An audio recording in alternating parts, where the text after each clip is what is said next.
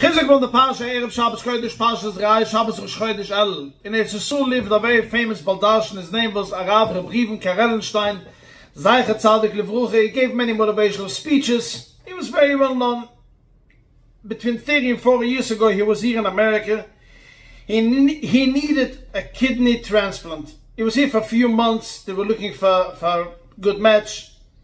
And meanwhile, he was on dialysis twice a week. He had a very difficult time. And many a schooner would try to help him. Those days weren't technology developed as of today. And he had a very hard time. And they decided that New York is really a big city, but San Francisco is much a bigger city, and they'll travel to San Francisco. The chances of finding a match is much greater. And they traveled to San Francisco, and obviously, everyone knows, in those days there weren't cell phones yet.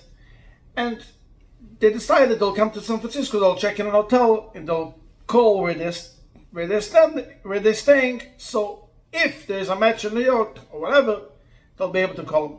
Anyways, they arrived in San Francisco in the middle of the night, and they check into a hotel, and they completely forgot to notify the Askunim here in New York what's going on, where they are. And they went to sleep. They were exhausted from this long flight. You know, San Diego's a flight, it takes 6 hours or something. It's almost like flying to Europe. Anyways, 6 o'clock in the morning, there's a knock on the door. Police, what's going on? We are looking for you all over. We checked already all the big hotels. Finally, we found you here. We checked in the lobby, and you're staying here. There's a match, 2 people that have kidneys that are matching yours. Let's go fly, take a flight, go back right away to New York. If you do make it in 15 minutes, we could do it. Anyways, they tried here and there and there to arrange all the things, and they missed it. They weren't able to fly back to New York, and 2 other people got the kidneys. And this Asken came back to the room, and crying and with sadness, he told Rebriven what happened. And as soon as Rebriven heard it, he said, "Wow, what a nice, what a miracle!" And Asken thought that this guy is, you lost it. What's going on with you? A miracle? What are you talking about? And he said to the Asken, "Look at that. We are in New York for months, we can't find. Suddenly, we took a flight to San Diego. 6 hours away a flight. The whole trip probably is about 8 to 10 hours. We check in the hotel, we forgot to give a number. Don't you see that the Rebbeinu Shloilem didn't want to give me this kidneys? This weren't meant to be for me, and if I would have it, that would be a disaster. I wouldn't be able to be alive now."